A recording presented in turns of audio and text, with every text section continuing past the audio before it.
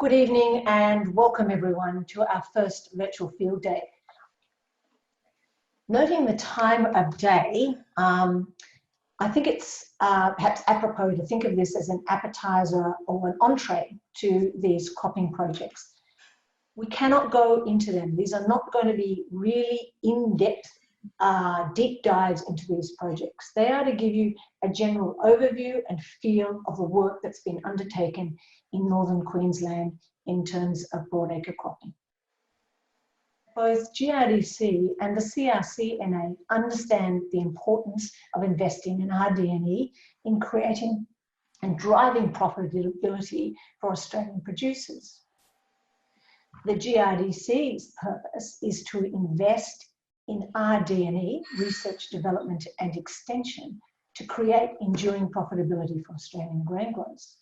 Likewise, the CRC for Developing Northern Australia was established to support industry-led research projects, amongst a whole lot of other things. Obviously, agriculture is just one of the mandates they have.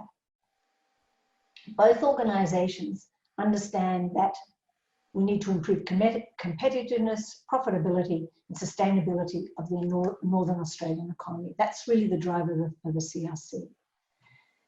These three projects are contractually standalone projects, but they work as a team. And I hope that a flavour of that comes out tonight.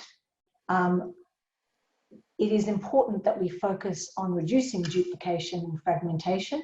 We all know that there are not enough resources to go around, so it's important that they leverage off each other and they know what each other's doing in each other's area. So I'll stop there and I'd like to move to our first presenter for this evening.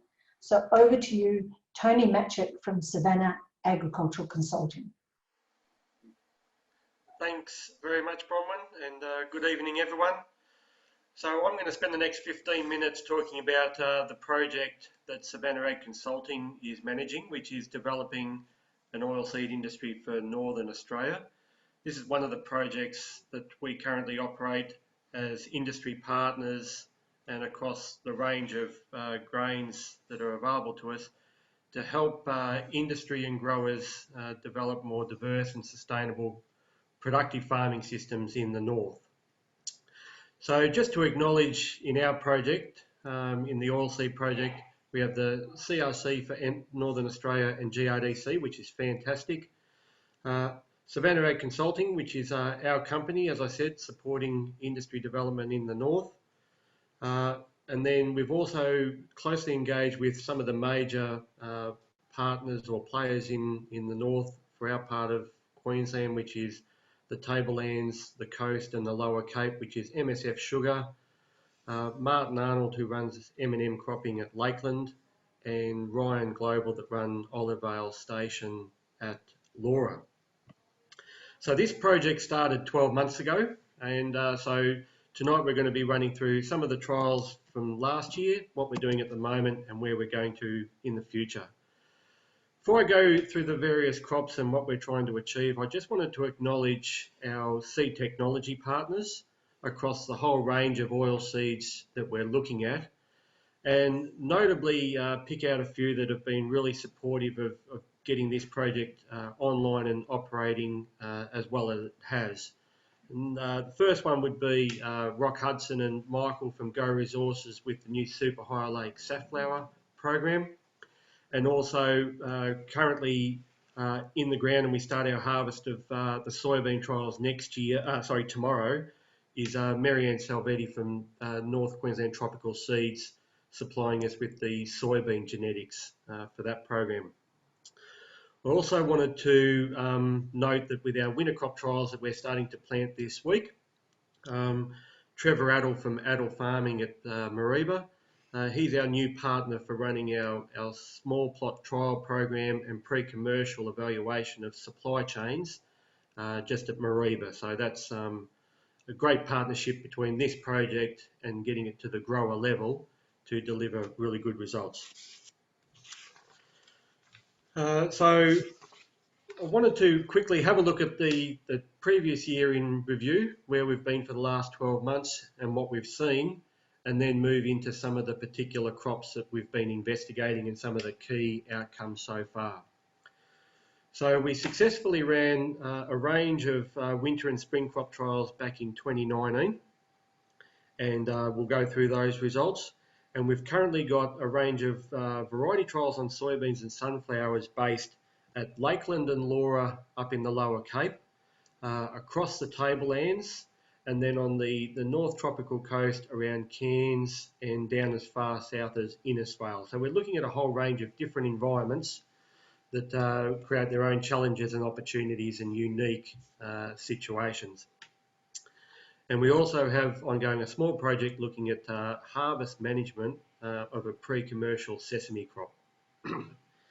Some of the key outcomes that we've seen from the project so far is making sure that we do address or match our crops in the environments that they're growing at, and that's particularly around matching maturity and the tolerance to either drought or waterlogging, where we have some fairly arid or sharp environments around when the wet season starts and finish, to those that can drag on. We know that we've seen some major interactions around how we've managed the trials around soil amelioration, nutrition and pest and disease, and how that influences productivity. But we know that by testing this quite a diverse range of crop choices and varieties within each, that we are starting to identify where those particular crops may fit into rotations across those environments, to develop new rotations to fit into the current and existing systems. And besides those ongoing trials, we'll talk about some of the commercial options that are coming through, and where we're at with the winter crop trials that we're planting at the moment. So what are we trying to address? The key research question for us is, how do we manage typical farming systems in North Queensland that are predominantly monoculture based, so a single crop that over multiple years that is quite benign, there's no diversity, and we're not managing some of the key agricultural factors that we know can improve productivity.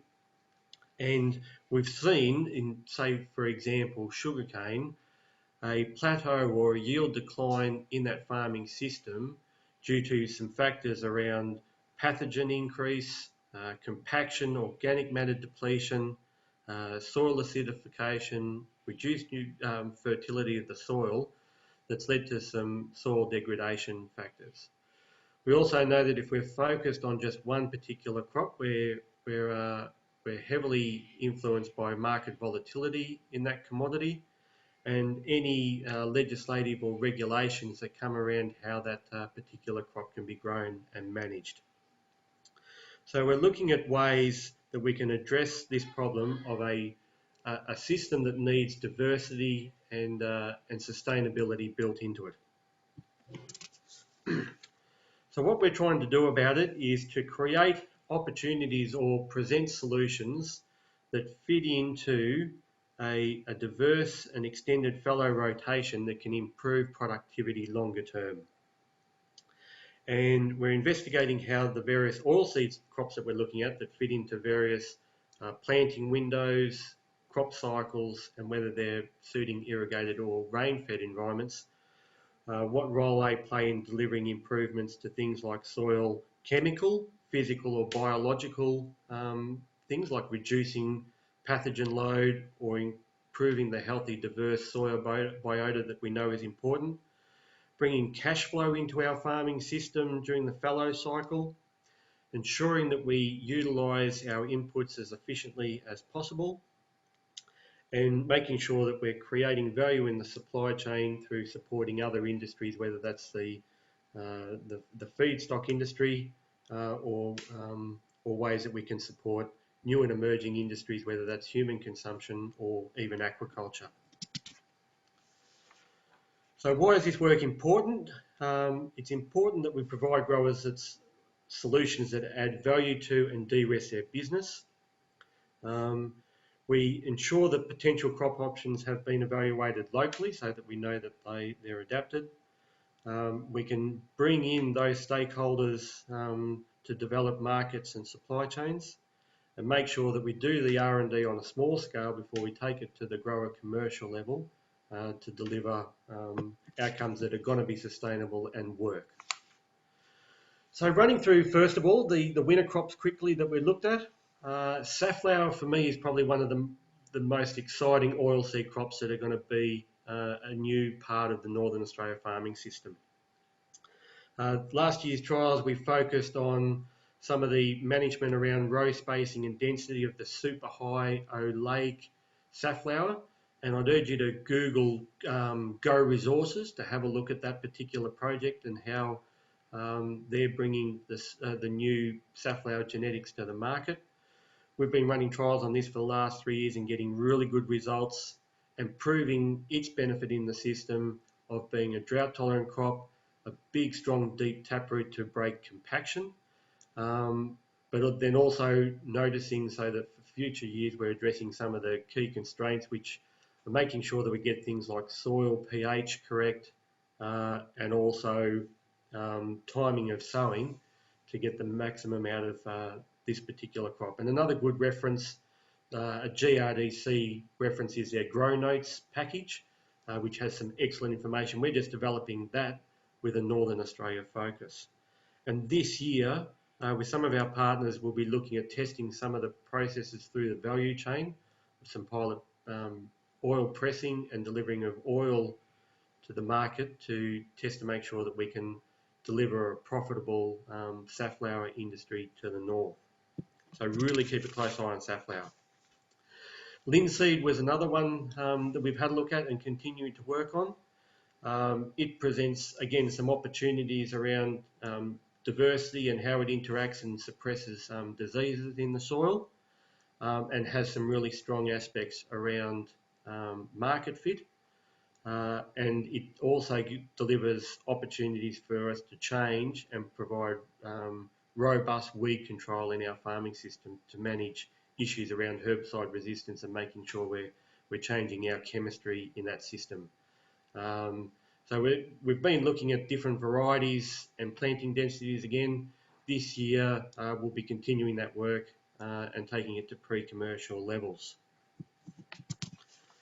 We did a fair bit of work on canola last year, and we've been able to identify some of the key management factors that I've listed there that ensure canola can work. It doesn't sound like it's a Northern Australia crop, but it can perform quite well if we address a few different issues. What we're moving to this year is really drilling in on some of the varieties and herbicide packages that canola presents to us, and ensuring that we see how that benefits us from a local market access, but also, again, this disease management in our farming system to improve the productivity of our key crops. And part of that is also saying where does the beneficial soil biota like VAM fit when we include canola into the system. We also have looked at a range of the other brassica or mustard species, and that work's continuing with some Brassica carinata varieties provided by New Seed out of their global development program of that particular crop. And we've also been looking at some of the edible mustards like Junctia types. And being a brassica, again, they're in that biofumigation space. But again, making sure that we tick off those key management strategies on how that works. Now moving to some of the current crops that are in the spring and summer programs. So we ran some spring sunflower trials, and we've got some summer sunflower trials planted at the moment that we'll be harvesting in about 4 weeks' time.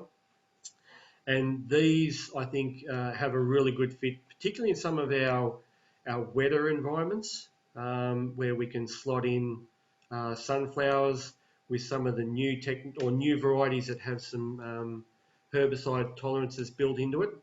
But we know they look good, but at the moment sunflowers have a real profitable opportunity built into them, a good short cropping cycle, and flexibility about our planting window. But across, as I said, Lakeland, Laura, Cairns and Innisfail, we've got some district variety trials ongoing, and we'll use that to drill down next year onto less varieties, but some of the more specific management techniques to get this crop right. I'm really enjoying the work we're doing with the soybeans at the moment. We're looking at 8 different varieties, including some of the new material, and new variety in particular, coriander, looks absolutely fantastic. So we're excited to see our harvest of those small plot trials starting tomorrow, start to generate some local results, so the growers, knowing that soybeans fits into our northern farming system, how we can turn it into a cash crop rather than just a green manure rotational crop. And also looking at some of the market developments, which I think will just strengthen it long term in terms of the alternate protein markets and how soybeans fit into that.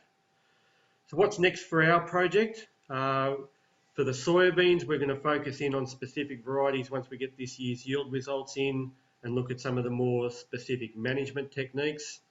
Probably same around the sunflower program will be a similar program for us. And the winter trials that we've got started and they're underway now is fewer varieties, better management of those trials, and just scaling them generally from small plots up to pre-commercial scale, and testing the robustness of the value chain. So just to wrap up, just a couple of take-home messages that you can read there. It's been a quick and a short overview of the project, but we've got a lot going on. If you want to reach out with more particular questions that I can't address now, or specific results from earlier trials, or opportunities to work together going forward, I'm really interested to talk to you all. So I'll open it up to some questions before moving on to the next presenter. Thank you so much, Tony. That was great. We do have some questions, so thank you. And for those of you who might have come in late and just missed the beginning, please, we're taking questions. Type them in the middle of your screen at the bottom in the Q&A. We won't be able to answer all of them tonight, but please, we are really welcoming questions, and I'll come back to how we're going to answer those again at the end. But firstly, Tony, your first question, and maybe I won't say who it's come from, but when you say canola did work, where in the north, and were some sites better than others? Yeah, so we certainly saw canola work better up on the tablelands in the cooler environment. Some of these winter crops that we're looking at, you think of being Mediterranean types, but because we're generally frost risk free, they have worked in those environments that are a little bit cooler and a little bit longer. And we've been able to manage soil constraints, particularly around soil acidity and nutrition better on the tablelands.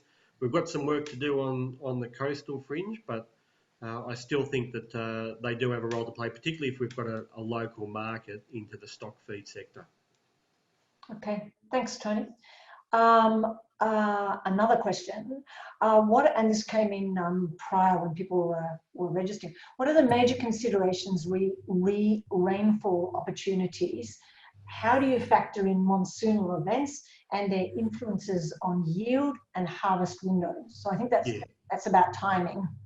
That's right, and by running this project over some really diverse environments, different rainfalls, different patterns of rainfall, planting time and matching the crop's maturity to when that wet season is going to finish, or harvesting it before that wet season starts is super important, because we can't go and plant a particular crop, what we think is the most ideal planting window, if that's going to put harvest in the middle of the wet season.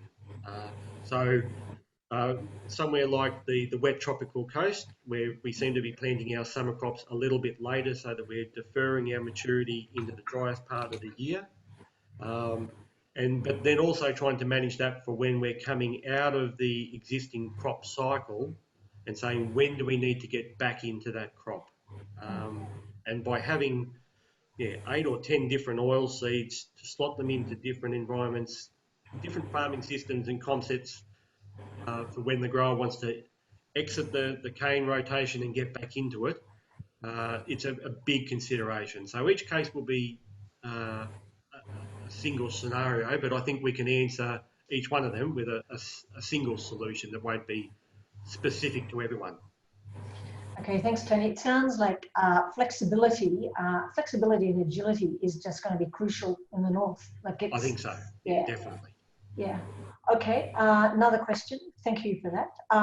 Thanks, Rock. In order to develop a sustainable oilseed industry in Northern Australia, what do you think are the one or two key hurdles?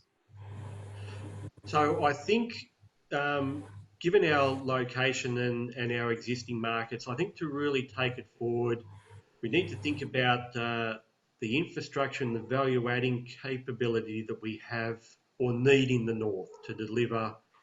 We're growing some potentially high-value crops where we can do some value-adding and explore new markets, whether that's domestic or export. We've got new industries developing. Aquaculture is a very interesting space.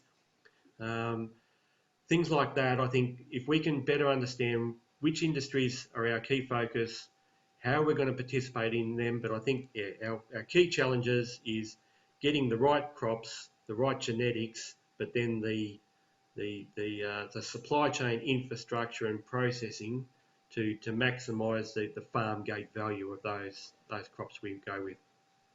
So would it be fair to say then, just on summary, that you in Northern Australia or Northern Queensland, in this case we're talking about, it's integrated systems. It's not going to just be crops. You know, we need to think about aquaculture. We need to think about cattle and livestock, how it all integrates, and cotton and how that all integrates. For sure. Yeah. We can't. I mean, this project is just about oilseeds. We've got to fit pulses and cereals and coarse grains into it, of course, to make our systems robust. But I don't think we'll just purely be in the commodity space like wheat and barley and canola. We'll be in safflower oil, and the protein cake from the local processing will be there to support the local livestock industry. They're the sort of outcomes I think we see in the next few years. Great. The questions are really locking in now, so thank you. But just on that, when we're talking about which crops, are you going to differentiate between dry land and irrigated, or do you see them as quite different for different environments?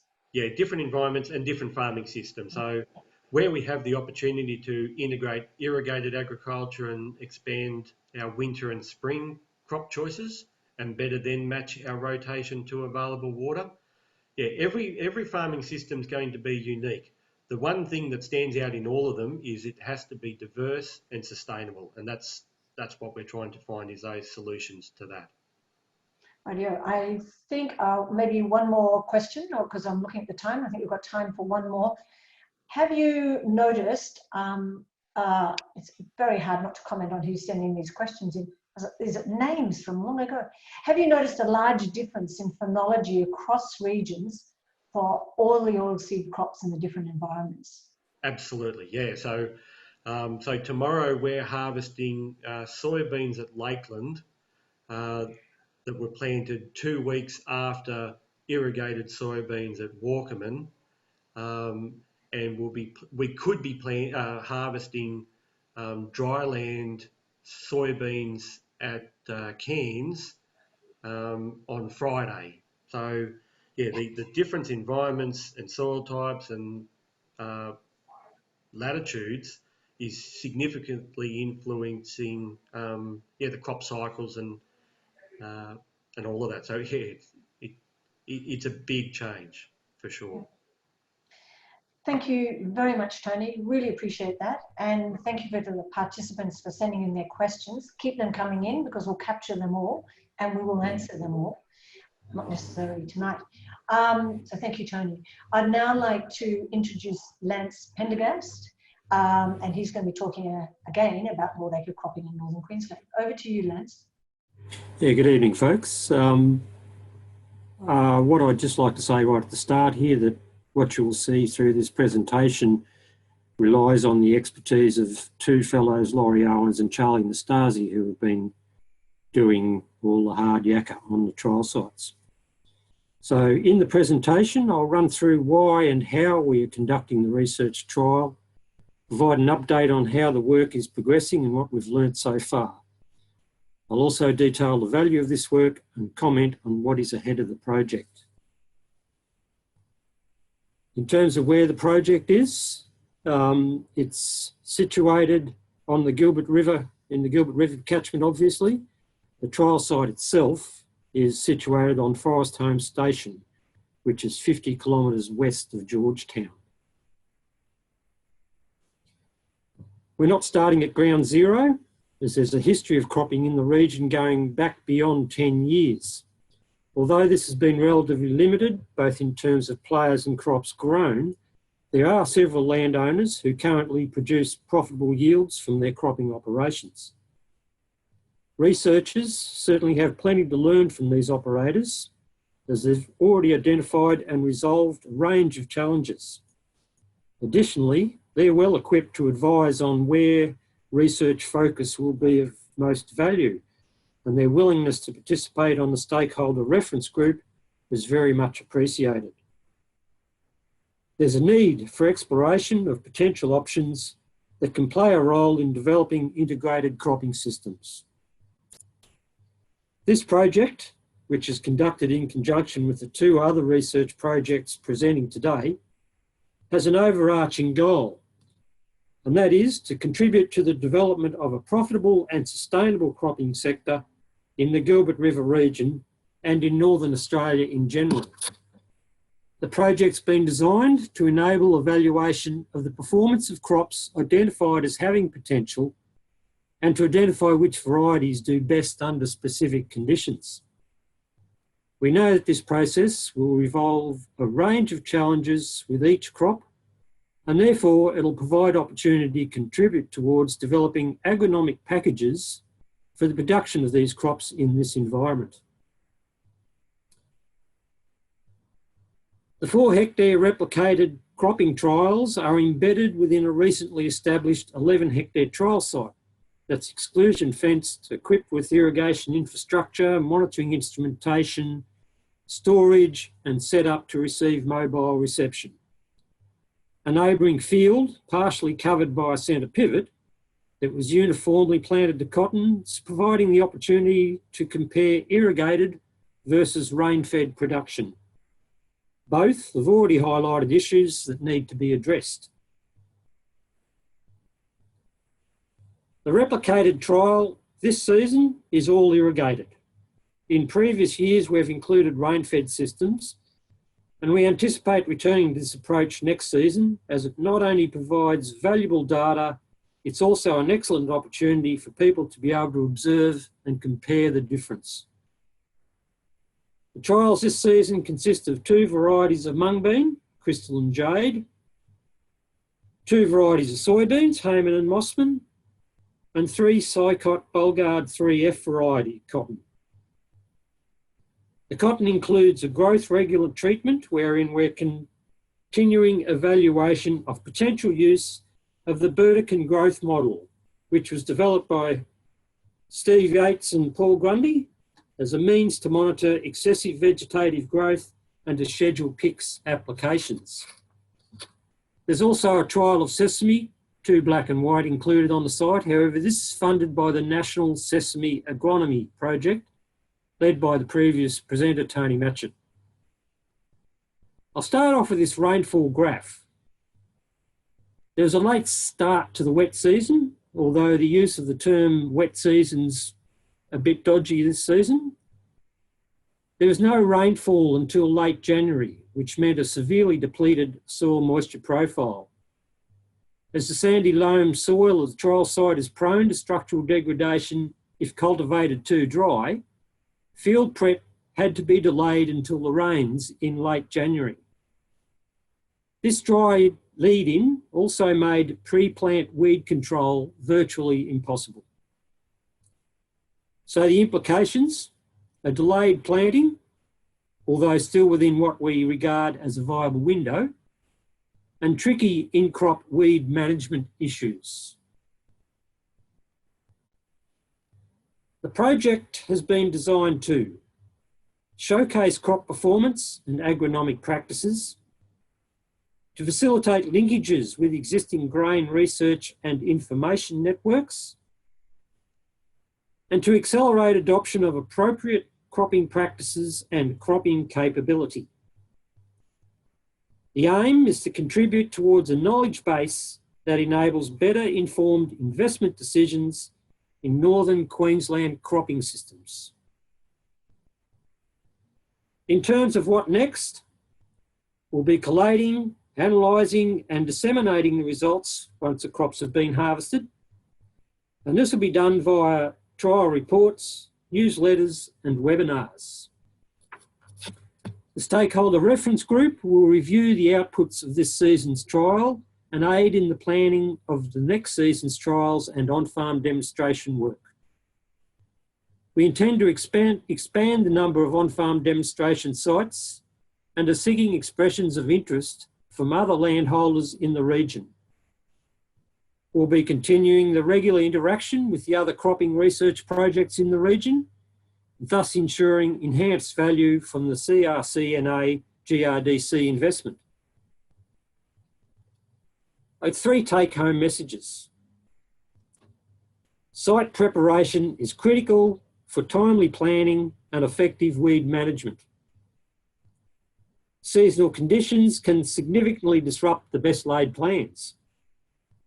And thirdly, local knowledge and input is invaluable in managing challenges imposed by variable seasonal conditions. In conclusion, I'd like to take this opportunity to thank the following. Bayer for providing access to the Bollgard cotton technology, and CSD for providing the cotton seed for use in the replicated trials. I'd particularly like to thank both Laurie Owens and Charlie Nastasi, the two who do the hard yards conducting the trial, often under quite challenging conditions. And lastly, particular thanks to both Ken and Brendan Fry, as it is their ongoing generosity and assistance on Forest Home Station that has enabled the progress of this project. Thank you. Any questions? I'll have a go. Thank you so much, Lance. Yes, there are a couple of questions, and thank you for that. So first one, are soybeans also of interest to the protein market or mostly the oil market? So what are you aiming for? And also, I'll just add a little bit to that. No, answer that bit first and then I'll add my bit. We have been checking out which varieties perform best. Our selection has been based on the recommendation from various industry sources. So at the moment, we've just been focused on, you know, the performance and what issues raise from growing them. So I haven't really focused on the market side of it. I'll leave that up to others. They have suggested there's, you know, the marketing is not particularly an issue to be too concerned with at this stage. So, I guess I'm trying to understand, are these white, clear Highland type soybeans going into niche, you know, non-GM food markets into Asia? Or do you think that there's an opportunity? I mean, I know that the breeding program has been focused on that and moved away from that to moved away from producing soybeans just for feed. At least Andrew James is online. It's probably 15 years ago. Are these soybeans for the food market, focusing on high quality? yes, they are.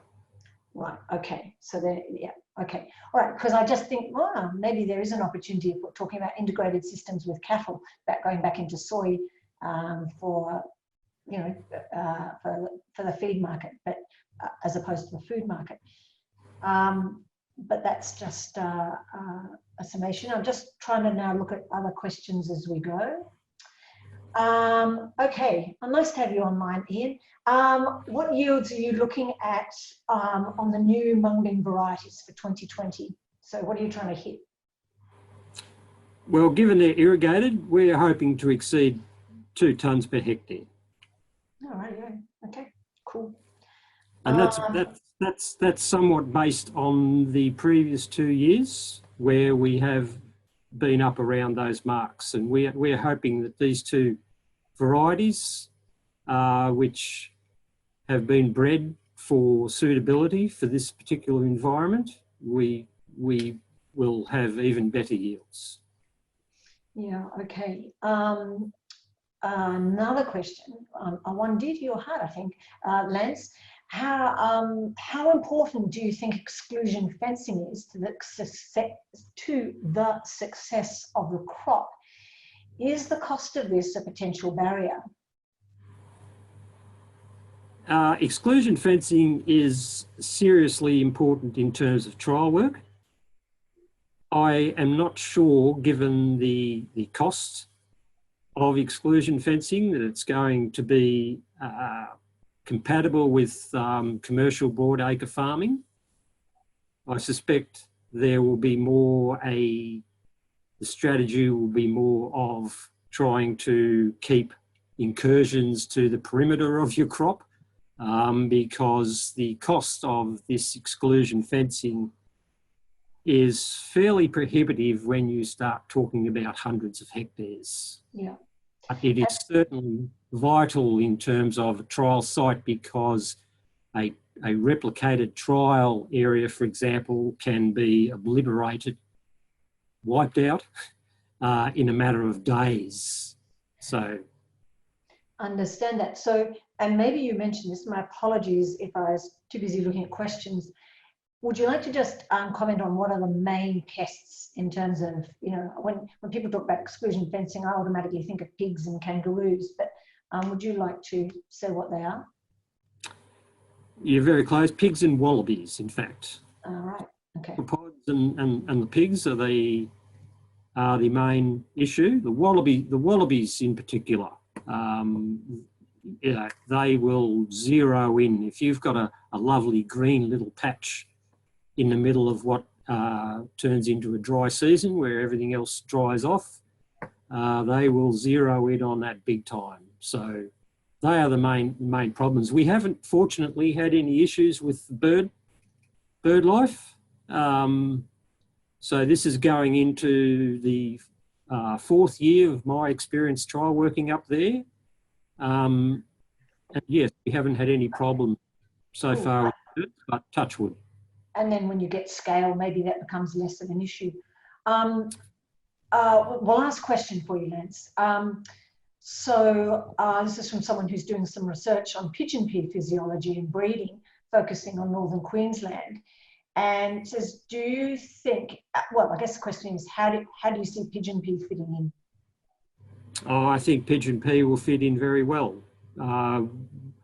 What we're trying to get is work towards is farming systems, and within that, the weather this year was a good highlight of it. Is that system will have to have quite a bit of agility in it to be able to adapt to very short lead-in change to situations. So the more cropping options you have up your sleeve, the more viable your system is going to be. And pigeon pea will certainly fit in with one of the major focuses of our work, and that is compatibility with the predominant industry in these parts, and that is the cattle industry. So any crop that fits in, with a farming system that's catering in part to the cattle operation of properties will be a good fit. So it'll certainly be something that we will be placing attention on. Thanks, Lance. Really appreciate that. We're back to these integrated systems again. Okay, well, thank you very much, Lance, from the department in Queensland. Well, now I'd like to introduce Joe Eyre. Joe is from QAFI, which is an institute within the University of Queensland. And I'll hand over to you now, Joe.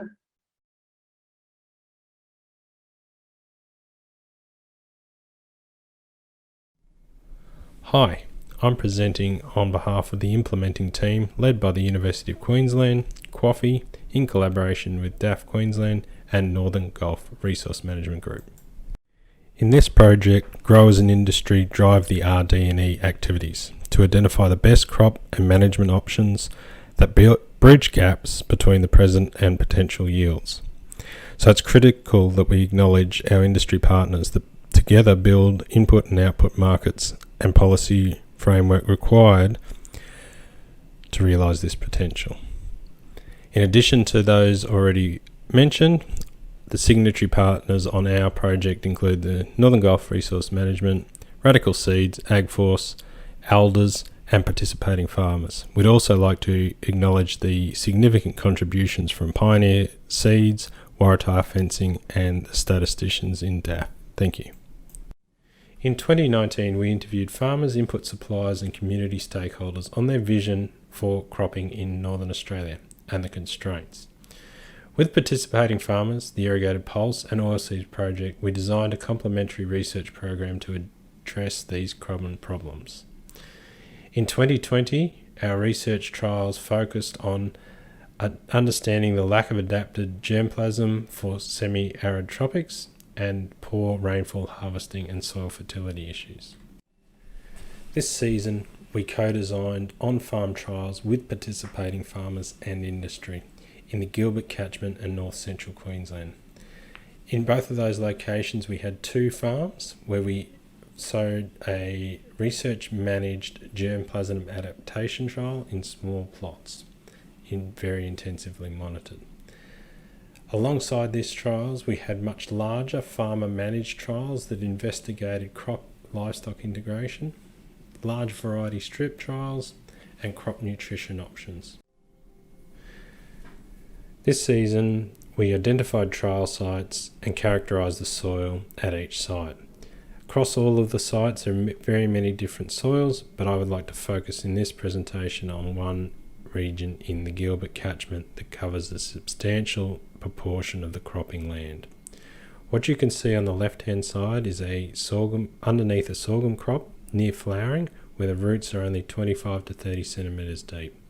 Beyond that, our hydraulic soil rig couldn't even push any further because the soil was so hard.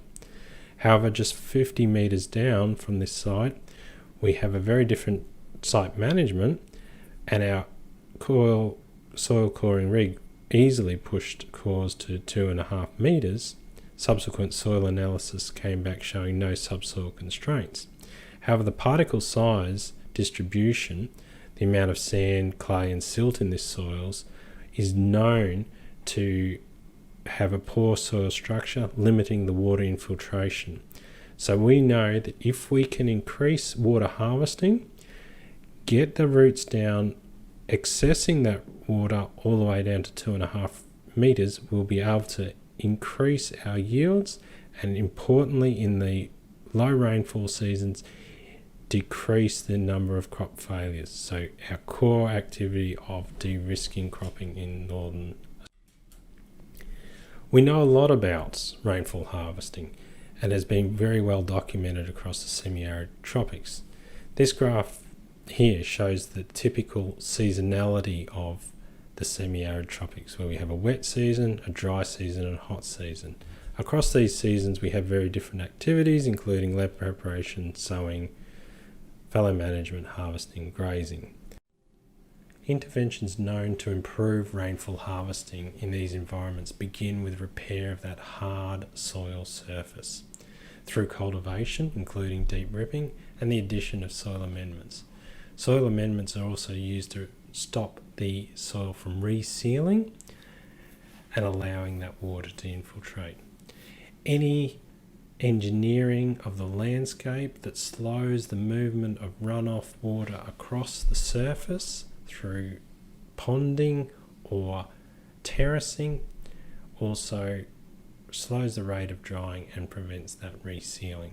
Growing high biomass crops that provide more biomass into the soil, more organic matter, and plant spatial arrangements matched with adapted germplasm to quickly cover the soil surface. In the long term, high value crop rotations are required to fund this ongoing remediation. Sowing fallows can be included to increase ground cover, managing that grazing through the dry season, growing cover crops before the wet, and in some cases some land may need to be spared. This season we evaluated germplasm in the Gilbert at very high population densities with the objective of rapid canopy closure to protect the soil from compaction of high intensity rainfall.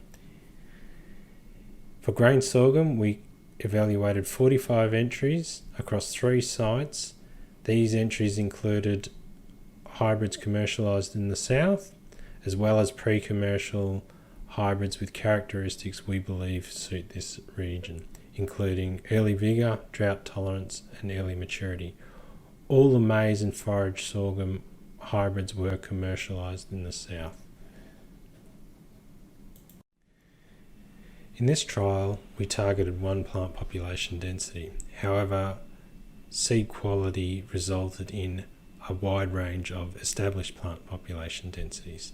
And this research results to date really highlight the importance of high quality seed for achieving rapid ground cover through this very strong relationship between plant population density and ground cover in the Gilbert catchment. I'd like to highlight one point here which represents a pre-released hybrid with a very high ground cover relative to plant population density. This will be a very important trait if it relates to rapid growth and a shorter cycle, less water use. However, if it relates to larger canopy size and greater water use, it can increase our risk of water stress and crop failure. So research will continue to characterise those hybrids. The combination between high population density and adapted germplasm is unlikely to be sufficient alone. We will need to combine these interventions such as residue retention with germplasm and spatial arrangements to increase rainfall capture. As you can see in this image here, the ground underneath a very well developed canopy is already very flat, hard, and is likely to have a high runoff.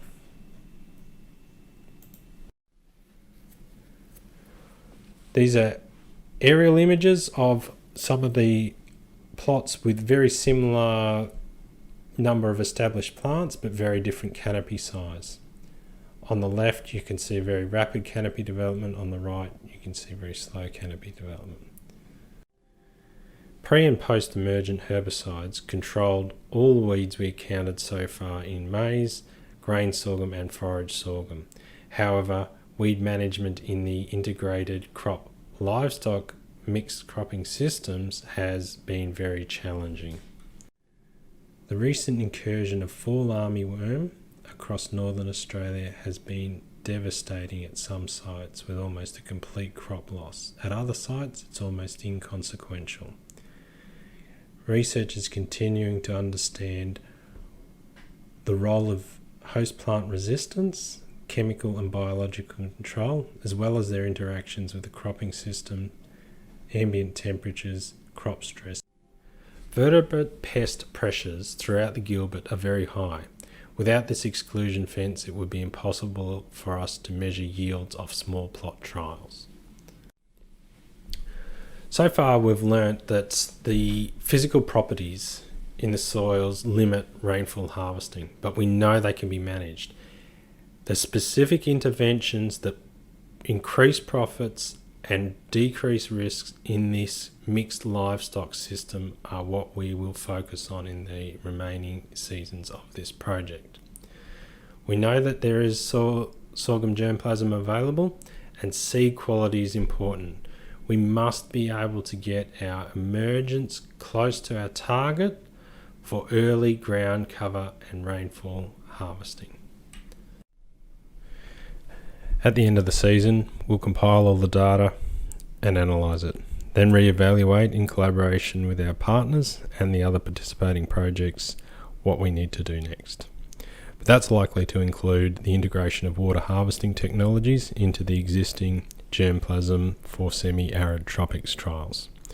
For the farming systems trials, we'll continue to evaluate crop mixtures for better crop livestock integration. For my final slide, I'll present a video of our variety strip trial at Kilcummin. The first hybrid here is Agitator, developed by Radical Seeds Australia, specifically for the central Queensland area. It's one of the reasons they're a partner, their ability to commercialise germplasm for a specific region. We just passed over a spray lane there, and we're on to the next hybrid, which is a commercial check. Each of these strips is planted 12 metres wide with the University of Queensland's machinery and half a kilometre long. The trials will be harvested by the farmer with his commercial sized harvester to get a better feel of the harvestability and the suitability of these hybrids for this region. Just passed over into the second check, so the third variety and the second commercial check variety.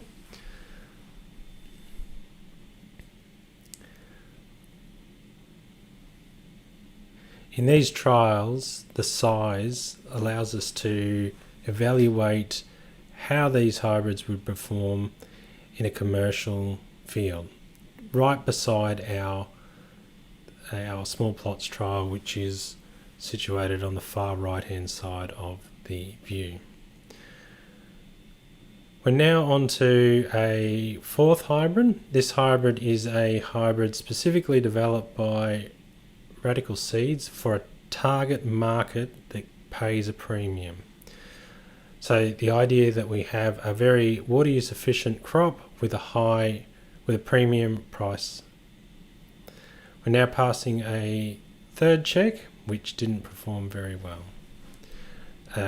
Another spray lane, and we're now into another pre-release variety from Radical Seeds.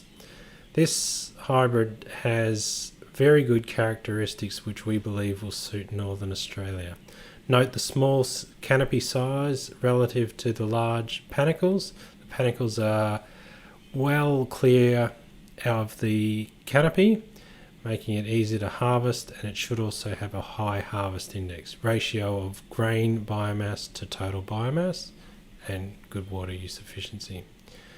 Passing through into another commercial check hybrid, and there's a patch there in the middle you can see that is likely to have subsoil sodicity, limiting the water availability. Another example of why a longer strip trial can be beneficial in a site with variable soils. Passing now to G33, another commercial variety developed by Pioneer Seeds that performs very well in this region. Passing through to the final hybrid now. This is a Radical Seeds hybrid, Brazen, and it is produced for a higher rainfall environment, but nonetheless we included this in Kilcummin. That wraps up my presentation. Thank you very much. I believe there'll be a question time next. Thank you. Thank you so much, Joe. That was great, and nice to have the video since we can't be out there in the actual trial site. So thank you. Right, questions for you. Right. What is the best practice land management for soil erosion protection and carbon sequestration? That's a difficult question, Bronwyn, and something we're addressing here in this project. There is always a textbook way of going about these things, and there's a reality that is financially rewarding and low risk. Is prime example this year where the participating grower knew the risk of removing a lot of the soil surface residues, but he chose, and he still believes he chose correctly, to graze that and got a good profit from that. We will be continuing to look at addressing those and further understanding those offsets, benefits from the integrated livestock and cropping system, but essentially in these environments it will be very similar to what we already know. Residue retention, limiting runoff, and increasing infiltration. That way. Yeah, I think your photograph of that crop, the difference between the rapid canopy and the other, and the not so rapid, and that image where you could just see the high runoff was quite disturbing actually. So yeah, so getting that organic matter in and being able to manage runoff will be absolutely critical. Yes. Yeah. Okay, and then this is one that's actually come up a number of different people. So, but I'll sort of summarize it as what are the key insect pest problems, and maybe this is one for all of you, but bad luck, Joe, you're going to have to answer it. What are the key insect pest problems that may limit production, and what are the research priorities in this regard? I mean, you mentioned fall armyworm, but what other? I mean, that's a new incursion. That is new. I think there's we have a lot of background knowledge on this from our work in Africa, but I think the take-home message is that we need a systems approach. It's not just about looking at what's the most limiting. We can't just go in and blanket target one pest, fall armyworm, at the risk of disregarding all others. We need the kind of systems approach to integrated pest management that has occurred elsewhere. And I know that DAF and us are working towards that. So I wouldn't like to just label one pest, sorry. Okay, no, that's fine.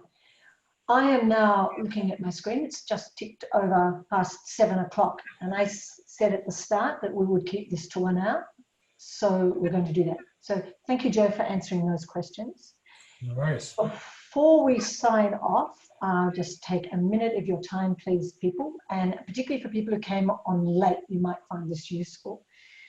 I'd like to draw your attention to a survey monkey that will be disseminated following this webinar. Please, if you can, give us your feedback. We'd really welcome it. That will help us in how we manage these webinars going forward.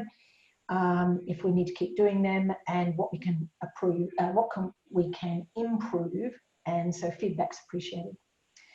Should you have any questions or comments, and once we finish the webinar, obviously the Q&A chat goes, but please feel free to keep sending in those questions. You may email them to the address on your screen. Thank you to our presenters this evening and for the team at CRCNA for pulling all this together. It's quite an effort, and we're all disappointed we can't be out in the field looking at the trials and talking to each other. But I really want to congratulate everyone who just said, well, let's try and run a webinar and show people what we're doing. So I hope, keeping on my theme of taste and food, that's given you a taste of what's going on in the north. And on behalf of CRC, so CRCNA and the GRDC, thank you everyone for joining us this evening. Thank you for your time and your interest. Stay well and keep your distance. Good night.